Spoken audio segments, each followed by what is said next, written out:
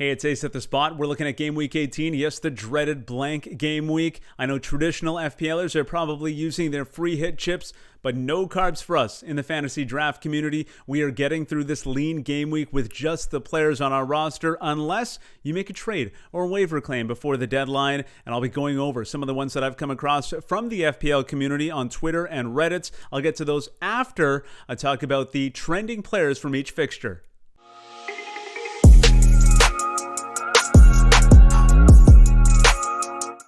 For the best fantasy draft advice and content, subscribe to my channel, The Spot, and ding the bell so you're notified every time I drop new content. It is the spot for fantasy footballers, especially those in fantasy draft leagues. In this Gameweek Preview show, I will be discussing the top 3 fantasy relevant players from each fixture and highlight their average points per game from the last 4 matches. I believe this is a more valuable metric for discussing trending players than the form rating, which looks at the player's average score from all matches played by the club in the last 30 days. But you can let me know what you think of it in the comments below. Let's get right to the fixture list. Sheffield United versus Newcastle. I'm supposed to find 3 fantasy relevant players from this match. Wish me luck. Well, Carl Darlow is averaging 3.5 points over the last 4 matches and could be a decent stream option this game week since Sheffield have scored just 8 goals this season. Yeah, 8 total, all season. Callum Wilson has an average of 3.25. He's been a little cold, but still the team point leader with 86. McGoldrick is the only Sheffield player rostered in my league. His average over the last 4 is 2.5. And for a condensed game week like this, if you have McGoldrick, he's probably starting for you, and you put your pom-poms on and cheer him on. This is your chance, McGoldrick. Make me proud. The Burnley and Manchester United match has a little more fantasy relevance, including the hottest player in the game right now. Bruno Fernandes comes into this match averaging 11.25 points over the last 4 for Manchester United. Just ridiculous. His teammate Anthony Martial is finding his stride as well. He has a 5.25 average from United's last 4, despite not playing a full 90 in 2 of those.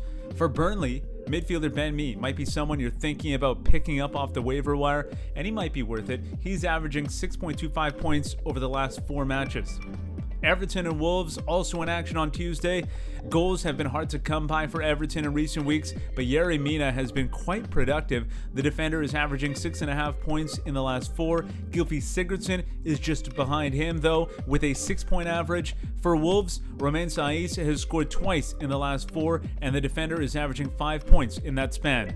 On Wednesday, we have surging Manchester City hosting Brighton. One of the most popular pickups off the waiver wire, if he's still available, is Ilkay Gundogan. And this is why. He's averaging 8.25 points in City's last 4.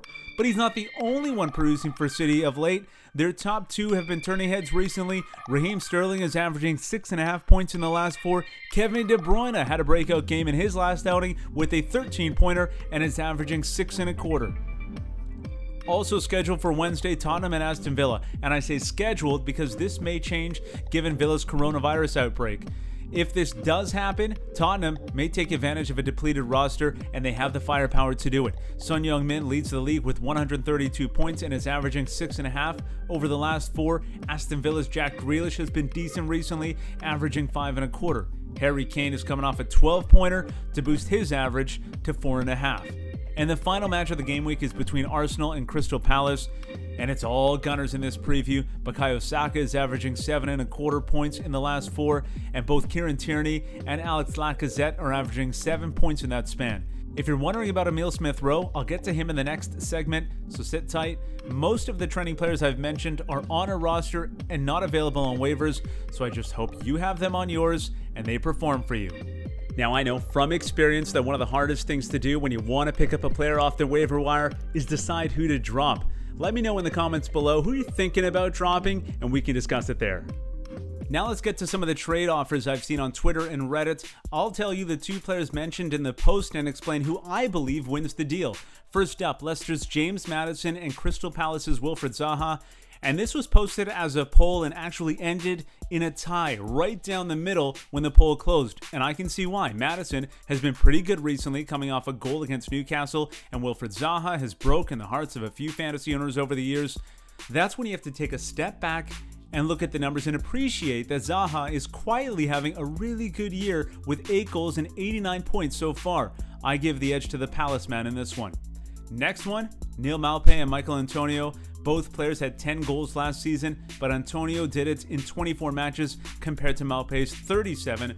Antonio is just getting back to match fitness after an injury, but when he is healthy, he is productive. He scored a goal in 3 of the 6 matches in which he played more than 45 minutes. Problem is, he's only played more than a half 6 times this season. Still, I like the upside, and I pick Antonio in this one. Now, Emile Smith-Rowe and Kai Havertz. Yes, Emile Smith-Rowe of Arsenal and Chelsea's big signing, Kai Havertz. The Chelsea signing was a pretty high pick in draft leagues coming into this season, and he was trusted early on, but we've really seen his minutes drop in the past month. Meanwhile, Smith-Rowe is the baby Yoda at Christmas. Everybody wants it. He has 3 assists in Arsenal's 3-match win streak. The force is strong in this one. I take Smith-Rowe. Some really good trade talk out there. We can continue this conversation on Twitter. Give us a follow at TheSpot4FF. I hope you liked this video. If you did, give it a like, ding the bell, and subscribe to the channel. Thanks so much for hanging out at The Spot.